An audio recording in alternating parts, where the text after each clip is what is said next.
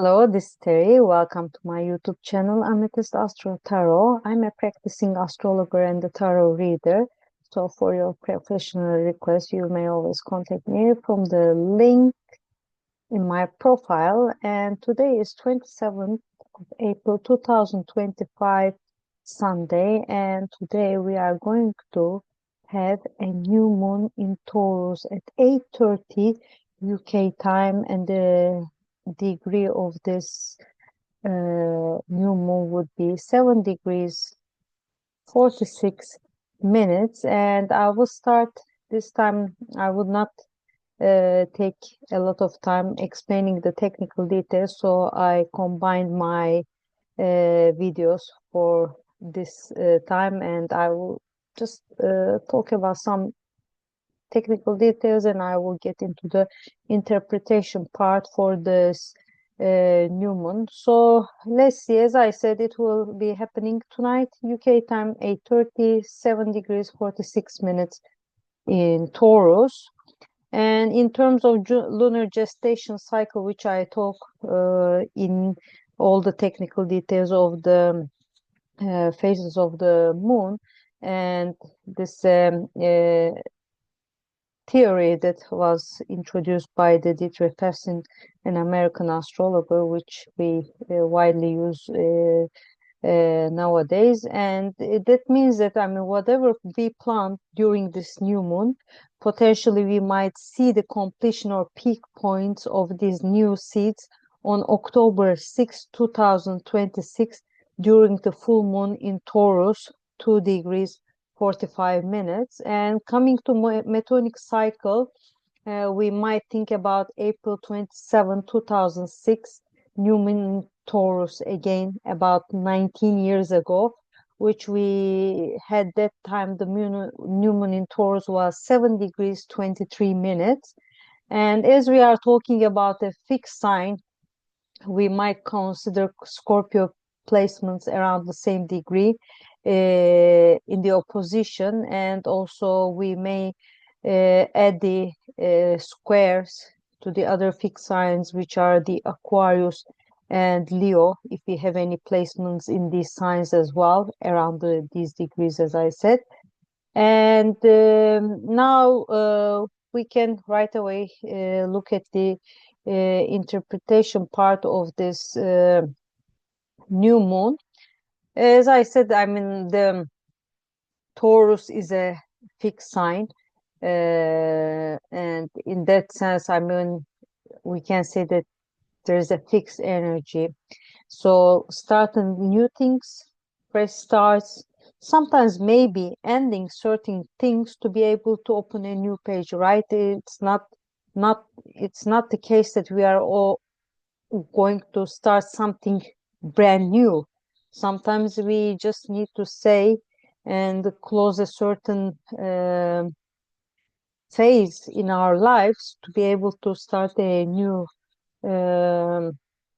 page as well. But how are we going to do that? And the sun and the moon will have this divine marriage, as I say, in the sky.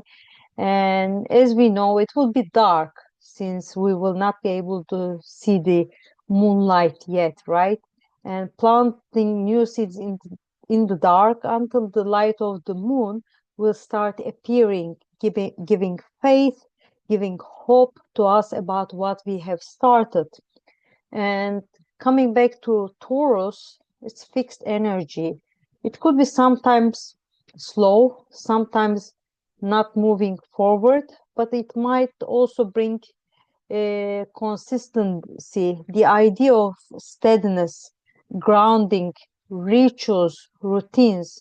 And Taurus could be about land, about agriculture, about food, stock market, investments, bonds, and valuable items, and sometimes this sentimental attachment to some personal items as well.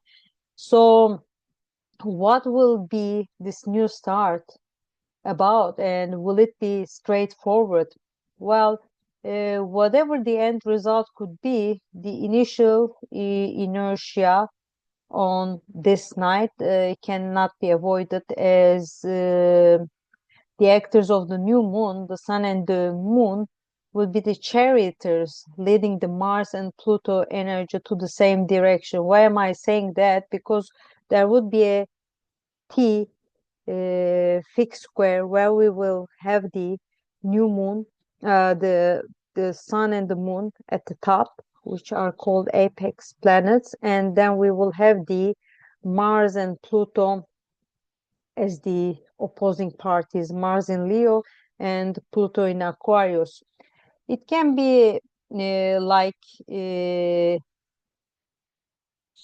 with this new moon in Taurus, it can be a new investment or like purchasing of a land or having new artifacts, etc. And there could be also a nice touch of artistic values on this new moon, as the Venus is Pisces, will be the dispositor, and it could be bringing more flexibility, more emotional energy to the plate. There could be a resistance at the beginning, which we may not ignore or discard due to its T square fixed energy, and we would like to start something new, but this idea could be clashing with some unusual changes we are going through in a certain area of our lives, where we should think about the Aquarius and Pluto in Aquarius, as well as could be conflicting with our creative energy asserted in any other area of our lives when we think about the Leo and Mars in Leo. How can we channel all these conflicting energies to the same direction? I think that's the question. How can all this come together for one goal, one path, maybe one new beginning? Where is Taurus around 7-8 degrees in our charts may tell us where the new things might happen in our lives. And also, I mean, like, since it's like around, as I said, it's 7 degrees 46 minutes. Generally, what we do, we tend to, we tend to think about our natal placements that would be 1.5 degrees that are on both sides. So we can think about, like, I think around 6 degrees, around 6 degrees of fixed signs until the like 9 degrees. I think if we want to take something like really specific to the point, but I think at the end of the day, everyone could have different approaches. So that's how I do that. But other astrologers may give wider degrees to take into account as well.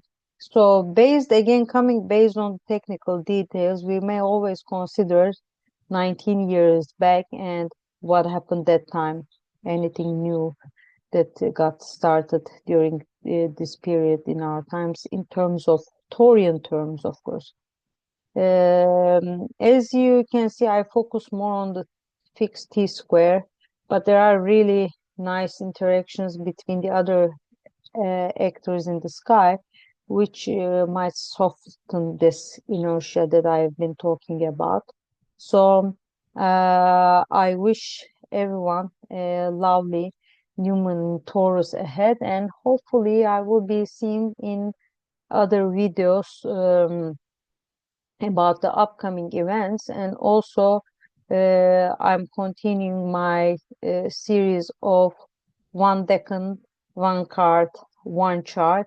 So when we enter into the second 10 degrees of the sign of Taurus, I will come up with the new publicly known for public figure chart as well. And also I will be coming up, of course, with the Six of Pentacles, the minor arcana associated with the second decan of Taurus. So until then, stay well. All the best. Bye bye.